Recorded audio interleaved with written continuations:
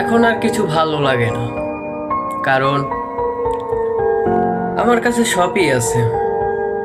মা, বাবা, ভাই, বোন, এভরিথিং। যাই হোক, কিন্তু তবুও জানি একটা জিনিস নাই, সেটা হলো একটা পুরুষ মানুষের চাকরি। চাকরি না থাকায় আর বেকার ঘোরা খুব কষ্টজনক। কিন্তু এটা তো সবাই বুঝে না। সবাই ভাবতেছে যে ঘুরে ফিরে খাচ্ছে, চাকরি খোঁজে না। আসলে তেমন নয়।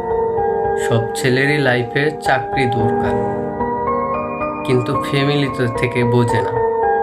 ফ্যামিলি থেকে ভাবে যে ও বেকার, ও চেষ্টা করতেছে না। আরে সবাই চেষ্টা করে, কিন্তু পাওয়ার অপেক্ষায় আছে।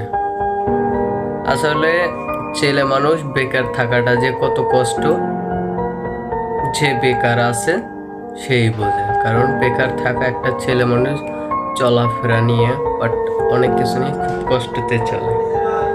এটা তো সবাই বুঝে না। আর সবাই ভাবে যে, আমি মনে করো যে বেকার, তারা ভাবে যে ও ভালো আছে, কিন্তু আসলে সে ভালো নেই। আমি এতটুকুই বলতে চাই, যে যেই পর্যায়ে আছে এবং যেখানেই আছে, আলহামদুলিল্লাহ ওরা ভালোই আছে, ওখানে থাকাই ভালো।